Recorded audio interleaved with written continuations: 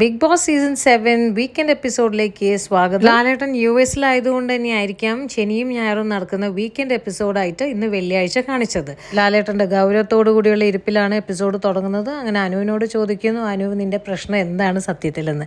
അങ്ങനെ അനു ഓരോ കാര്യങ്ങൾ വിശദീകരിക്കുന്നുണ്ട്.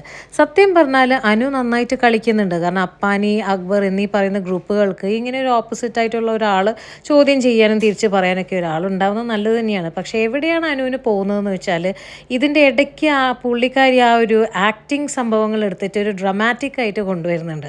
ഈ പിന്നെ ഈ ശപിക്കലും ഈ ആവശ്യമില്ലാത്ത ഈ വാക്കുകൾ ഇതെല്ലാമാണ് ആളുടെ ഗെയിം കൊണ്ടുപോയിട്ട് കൊളാക്കുന്നതെന്ന് തോന്നുന്നുണ്ട്. കാരണം പുള്ളിക്കാരി അതൊക്കെ ഒന്ന് കൺട്രോൾ ചെയ്ത് ചില കാര്യങ്ങൾ തമാശയായിട്ടും എടുക്കാം. സത്യം പറഞ്ഞാൽ എല്ലാ കാര്യങ്ങളും ഇങ്ങനെ സീരിയസ് ആയിട്ട് എടുക്കേണ്ട കാര്യമില്ലല്ലോ.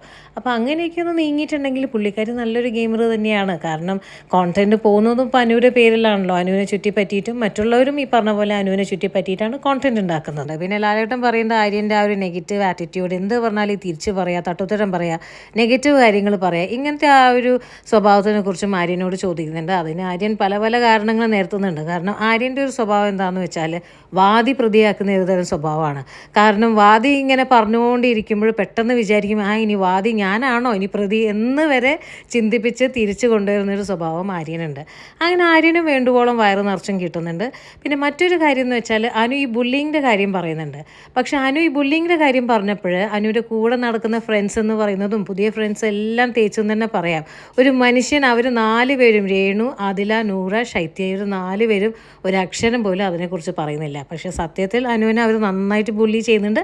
പക്ഷെ ആരും അതിനെക്കുറിച്ച് മിണ്ടിയില്ല. അനീഷ് മാത്രമാണ് എന്തെങ്കിലും ഒരു കാര്യം പറയുന്നുണ്ടെങ്കിൽ തന്നെ അങ്ങനെ സംഭവിച്ചിട്ടുണ്ടെന്ന് പറയാനുള്ള ഒരു മനസ്സ് കാണിച്ചത്. അങ്ങനെ ലാലേട്ടൻ ഒരു ബ്രേക്ക് എടുത്ത് പോകുന്നതിൻ്റെ ഇടയ്ക്ക് ആര്യനും ഷാനവാസും തമ്മിൽ ചെറിയൊരു കശപിശ. പോടെന്ന് വിളിച്ചപ്പോൾ നിന്നെ തന്തയെ പോയി വിളിക്കട എന്ന് പറഞ്ഞാൽ അങ്ങനെ എനിക്ക് നിന്നെ ബഹുമാനമില്ല, ഞാനിനി ഷാനവാസിനെ വിളിക്കുള്ളൂ എന്നൊക്കെ പറഞ്ഞാൽ അങ്ങോട്ടും ഇങ്ങോട്ടേക്കും സംസാരം ഉണ്ടാവുന്നുണ്ട്.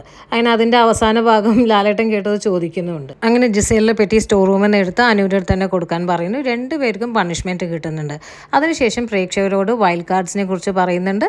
വന്യമായ ചിലത് വീട്ടിൽ വന്നേക്കാമെന്ന്, പിന്നീട് ഓണത്തിൻ്റെ വലിയ ആഘോഷങ്ങൾ വരുന്നുണ്ടെന്നും പറഞ്ഞ് എപ്പിസോഡ് അവസാനിക്കുകയാണ്.